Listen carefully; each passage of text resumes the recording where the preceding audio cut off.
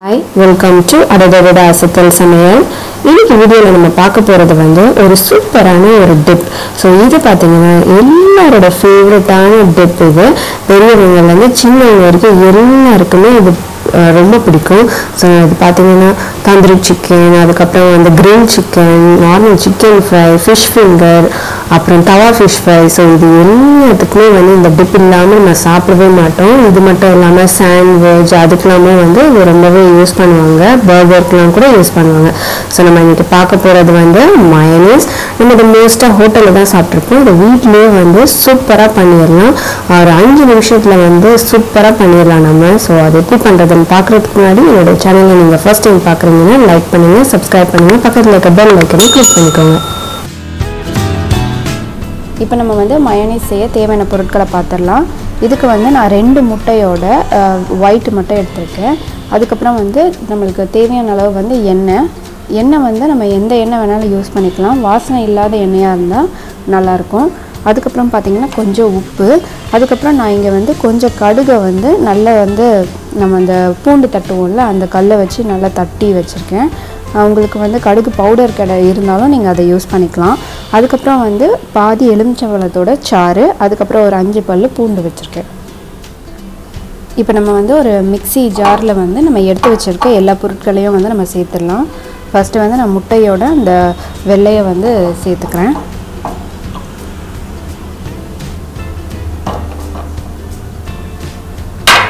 அதுக்கப்புறம் நம்ம எடுத்து வச்சுருந்த பூண்டை நான் துருகி வச்சுருக்கேன். 5 பல்லு பூண்டு எடுத்திருந்தோம். அதை நான் அந்த கேரட் துருவுறதை வச்சு துருவி வச்சுருக்கேன். நம்ம மிக்சியில் அரைக்க தான் போகிறோம். அது பார்த்திங்கன்னா கம்மியாக பூண்டு இருக்கிறதுனால அது அரைபடாமல் நடுவில் கொஞ்சம் இருக்கும். அதனால தான் நம்ம துருவி போடுறோம். அதுக்கப்புறம் நம்ம எடுத்து வச்சுருக்க அந்த பாதி எலுமிச்சம்பழத்தோட சாறு அதையும் இதில் சேர்த்துடலாம்.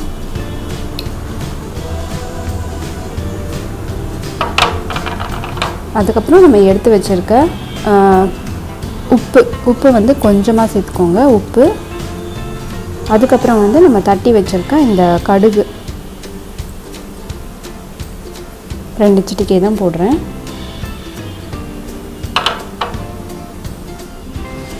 இப்போ இதில் நம்ம எண்ணெய் சேர்க்க போகிறோம். எண்ணெய் நம்மளுக்கு தேவையான அளவு அது நம்ம அரைக்க தான் தெரியும். இப்போ நான் 1 டேபிள் ஸ்பூன் எண்ணெய் சேர்க்க போகிறேன். 1 டேபிள் ஸ்பூன் எண்ணெய் சேர்த்தாச்சு. இப்போ இதை நம்ம அரைச்சிடலாம். இப்போ இந்த ஜாரை நம்ம மூடி மிக்சியில் அரைச்சிடலாம்.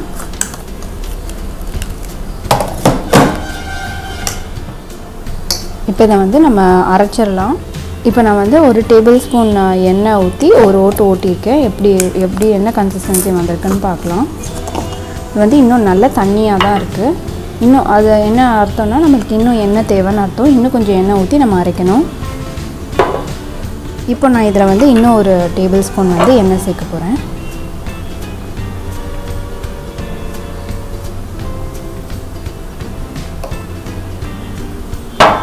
இப்போ இதை திரும்பவும் நம்ம அரைச்சிடலாம்.